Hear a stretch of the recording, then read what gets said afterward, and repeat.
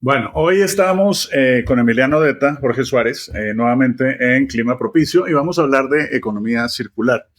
Y Emiliano sabe mucho del tema y le pregunto, Emiliano, esto me suena como reciclaje, reutilización, ¿qué es economía circular? Mira, es mucho más que eso, Jorge.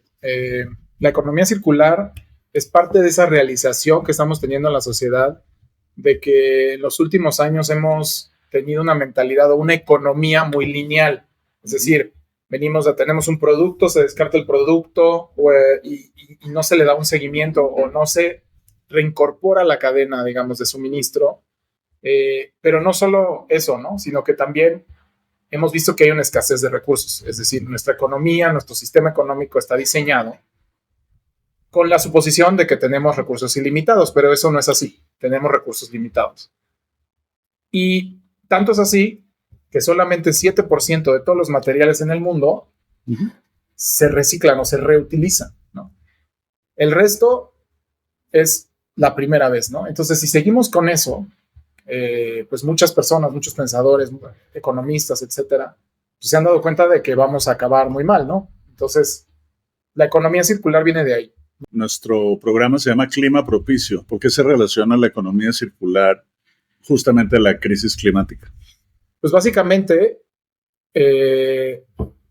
la crisis climática está enmarcada dentro del tema de circularidad, porque el ciclo del carbono básicamente se ha visto alterado por esta falta, digamos, de pensamiento circular, es decir, estamos quemando combustibles fósiles a una tasa acelerada y eso lo que está causando es que pues, tenemos cada vez más CO2, o gases de efecto invernadero en la atmósfera y pues está sobrecalentando el planeta, etcétera, etcétera. De lo que me estás diciendo, como que captura algunas ideas importantes. Uno es ser conscientes de los ciclos naturales y cómo, digamos, hacemos mímica de esos ciclos naturales en nuestro propio proceso productivo. Y justamente creo que hay como avances en cosas muy cercanas a la gente, como por ejemplo las latas de aluminio. Es un material que es usado ampliamente en un montón de industrias, sirve para muchas cosas, no pierde propiedades, ¿sí? El costo de oportunidad de producir nuevo aluminio es alto. Entonces cuéntanos un poquito cuándo sí, cuándo no, y en dónde, digamos, en qué materiales ha habido más avance y cuál sería la diferencia entre hacer eso y economía circular.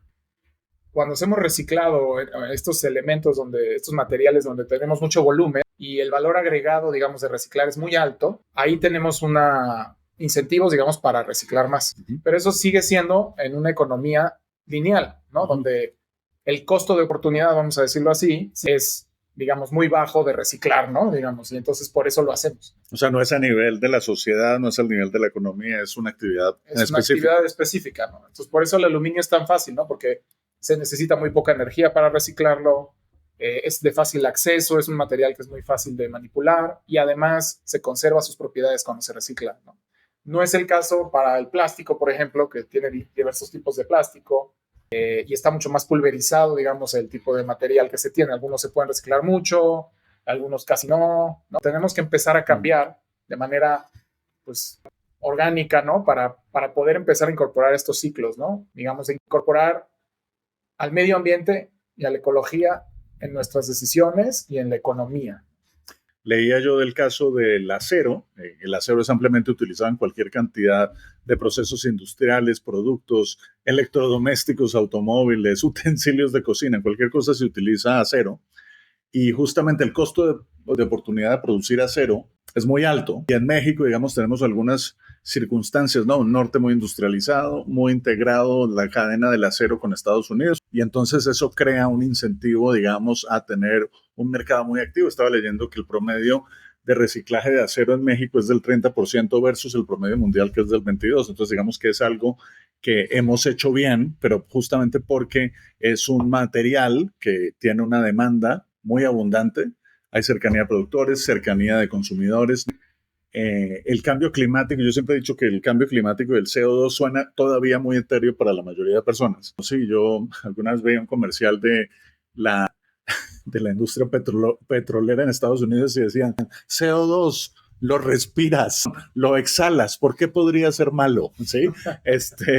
Pero justamente este año con los eventos climáticos, el fenómeno del Niño, la sequía generalizada que estamos viendo en México, ya estamos viendo apagones, ya digamos, nos está afectando en la calidad de vida de forma muy cercana. Vimos el caso de los eventos climáticos extremos en Nuevo León, una ausencia de agua literal en la zona más rica, de las zonas más ricas del país. Y eso es también en caso del problema de agua, como dices, Sí. es un tema de falta de economía circular. O sea, en México, por ejemplo, casi no se recicla. Por ejemplo, el precio en el agua, como es un derecho humano, pues el precio es muy variable. En algunos lugares es muy alto, en algunos otros lugares es bajísimo y ni siquiera refleja el costo, digamos, de producción el agua o de producción. Lo mismo pasa con la energía. Digamos, tenemos que empezar a poner esos incentivos y en parte de eso es el precio del carbono, ¿no? Empezar a meter el precio del carbono y eso sí está muy relacionado a la economía circular, es parte de esas medidas que tenemos que tomar, ¿no? Reconocer que nuestras acciones tienen una consecuencia en el medio ambiente y empezarles a poner un precio para que haya incentivos, para que haya más economía circular, ¿no? Entonces, hay algunos sectores donde ya existe, ¿no? Como el caso del acero, el aluminio y otros materiales, pero para otros sectores, es el caso del agua, en el caso de la energía renovable, un poquito, pero menos, ¿no? Porque al final también es una opción de economía circular, ¿no? Estamos tratando de usar la energía del sol, no depender tanto de los combustibles fósiles que se nos van a acabar. Eso viene de una visión lineal, ¿no?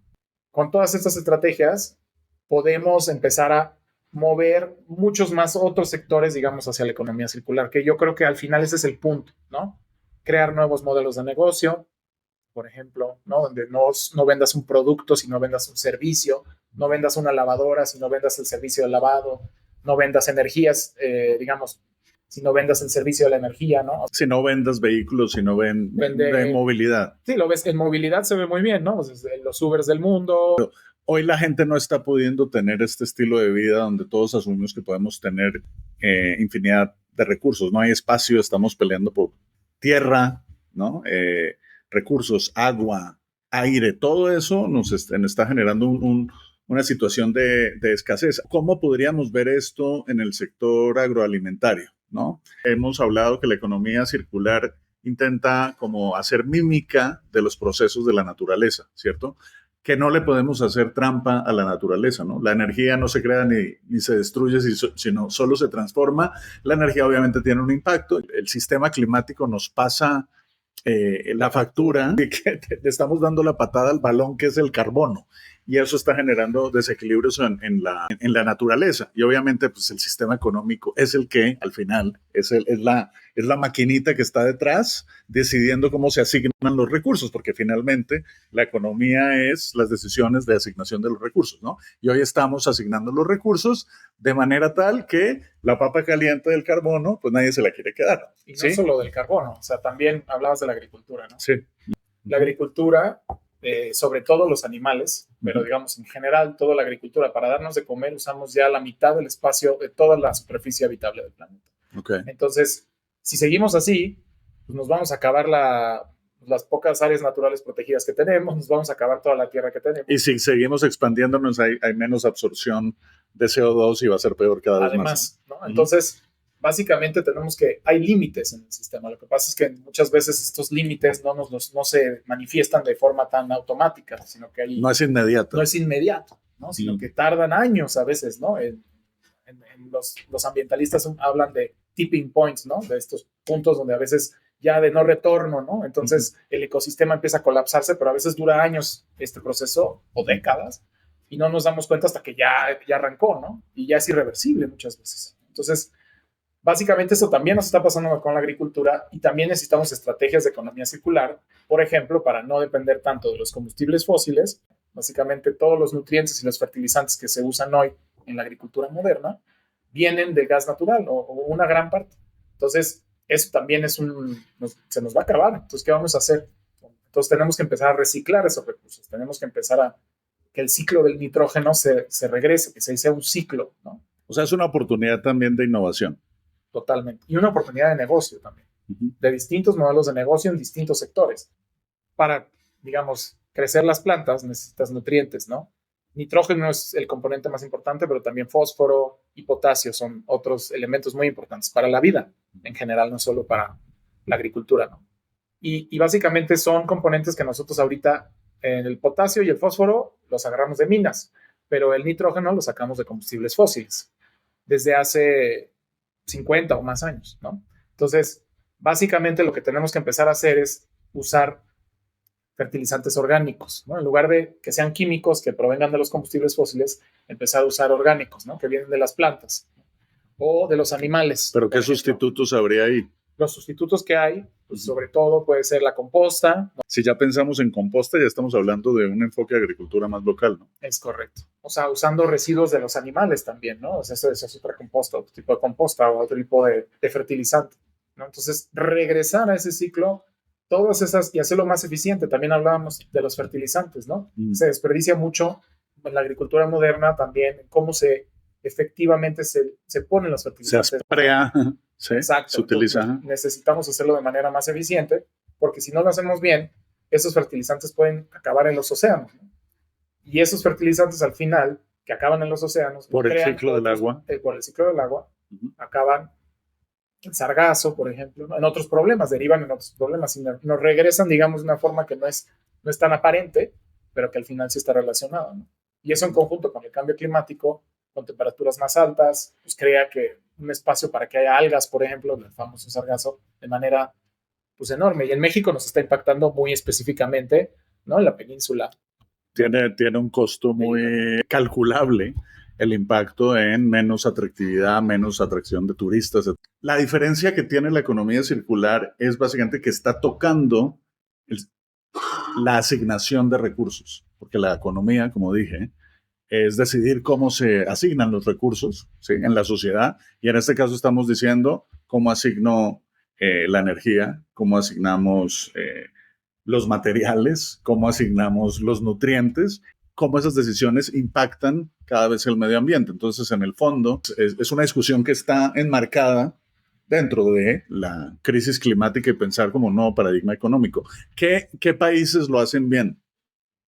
Pues paradójicamente países como Cuba lo hacen muy bien porque no tienen recursos muy escasos y entonces al final reciclan muchísimo sus recursos, ¿no? Como están tan aislados, pues lo hacen muy bien, ¿no? De hecho, los países de Europa, que son los famosos por ser así muy ambientalistas, etcétera, en teoría, lo hacen bastante mal, ¿no? Porque en general, porque la economía es muy del consumismo, también ese es otro. Nos vemos tantos recursos en este momento, hay un consumismo amplio y entonces, y muchas veces no hay incentivos para reincorporar estos recursos en la cadenita, ¿no? Entonces, parte de lo que tenemos que repensar es cómo poner esos incentivos para que empecemos a hacerlo de manera sistemática. ¿Podrías decir que hoy quizás el manejo del agua pudiera ser el reto más grande en economía circular? Yo creo que en México sí, porque México es un país que, pues, básicamente tiene una disponibilidad del recurso muy baja, digamos, sobre todo comparado con países de Latinoamérica, ¿no? O sea, países como Colombia, Brasil, tienen mucho más agua que nosotros. México tradicionalmente se ha desinvertido en ese sector, sobre todo porque están subsidiados los precios, porque no se paga lo suficiente, sobre todo por el agua. Entonces, parte de las cosas que tenemos que empezar a hacer es empezar a reciclar esa agua, ¿no? Es un tema que tenemos un rezago importantísimo en México, sobre todo en la agricultura. En México, más o menos 70% del agua que se usa es en el sector agrícola y es muy ineficiente porque está muy subsidiado, no solamente el agua como tal, pero también, de hecho, la energía, los sistemas de riego y todo eso están muy atrasados. Entonces, tenemos que invertir mucho más en eficiencia, pero también en reuso del agua. Sí, pero yo pienso que parte de la discusión de economía circular, una parte es buscar sustitutos, pero otra parte está en el ahorro, que es un residuo, lo vuelvo a recuperar. En cómo genero menos residuo. Exacto, evitar el residuo. Exacto. O sea, cómo evito el consumo, el residuo, etcétera. Al final viene el reciclado realmente. Sí, porque digamos, en sustentabilidad hay mucho la discusión de los feedback loops, ¿no? Exacto. Y mencionabas ahorita tema de los combustibles en la industria, obviamente, de alimentos, la irrigación también muy, muy, muy subsidiada. Pero si le asignas el valor total, tienes un impacto en los alimentos y los alimentos impactan en la economía de los más pobres, ¿no? Entonces, digamos, estamos como en una especie de rompecabezas de, al final es, últimamente, cómo reasigno estos recursos, pero cómo a la vez eso tiene impactos menores sobre los que menos tienen, ¿no? Actividades que dañan el ambiente, pues o el concepto de que el que contamina paga, digamos que ese es como un principio que se rescata acá. He visto mucho también el uso en la industria de textiles y de ropa. ¿Por qué ha tenido avance esto recientemente? Bueno, yo creo que sobre todo es porque la industria de la ropa hace mucho desperdicio, ¿no? Ya saben, el fast fashion y todo esto es un fenómeno mundial, ¿no? En donde la ropa sale muy barata, ¿no? Y mucha gente compra muchísimo, ¿no? Sobre todo en Europa, ¿no? Porque siento que en México o en otros países de Latinoamérica estamos más acostumbrados a enmendar, ¿no? Una vez me acuerdo que fue a Inglaterra, yo me acuerdo todavía de esos parches que hacían en los jeans, ¿no?